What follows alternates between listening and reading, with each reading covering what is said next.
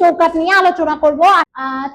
চৌকাঠের ব্যাপারটা কি, ওই যে আমরা যখন দরজা জানালায় কাঠের যে কিছু ফ্রেম তৈরি করা হয় সেটাকে বলা হয় চৌকাঠ। এখন এই চৌকাঠটা যখন আমি মার্কেট থেকে কিনে আনতে যাব, কিভাবে কিনবো? তো নর্মালি চৌকাঠের যে সাইজটা হয় সেটা হয় 8x10, এই টাইপের কোন একটা ভ্যালু তোমাকে দিয়ে দেওয়া হবে। আচ্ছা, এইবার এই যে দরজা বা জানালা যে ভ্যালুগুলো তোমাকে দেওয়া থাকবে, সাপোজ টু বি ডোরের ক্ষেত্রে একটা ডোর কিরকম হয়, এমন হয়। তার মানে একটা ডোরে চৌকাঠের কয়টা চৌকাঠ প্রয়োজন? লেন্থের দিকে 2টা চৌকাঠ থাকে, আর প্রস্থের দিকে একটা চৌকাঠ থাকে, রাইট? এবার আমি যখন চৌকাঠের কাঠের পরিমাণ আনতে যাব, সেটা আমি কিভাবে আনবো?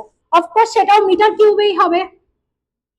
তো মিটার কিউবে বের করার জন্য আমার কি কি প্রয়োজন? লেন্থ প্রয়োজন, আর কি প্রয়োজন? প্রস্থ প্রয়োজন, আর উচ্চতা বা হাইট বা পুরুত্ব যেটাই আমি বলি সেটা প্রয়োজন। তাহলে আমি এটা মিটার কিউবে পেয়ে যাব, তার মানে L × B × H।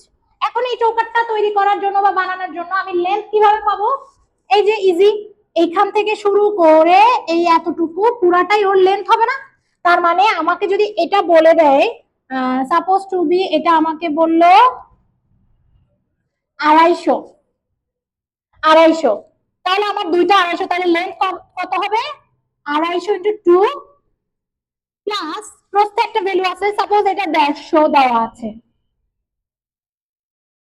তাহলে এটা 150, এই হলো আমার লেন্থ। আর প্রস্থ কোনটা? ওই যে চৌকাঠের যে ভ্যালুটা দেওয়া থাকবে সেখান থেকে 10 যেটা, সেটা হচ্ছে ওর প্রস্থ, আর উচ্চতা বা পুরুত্ব কোনটা? 8 যেটা, সেটা হচ্ছে ওর উচ্চতা বা পুরুত্ব।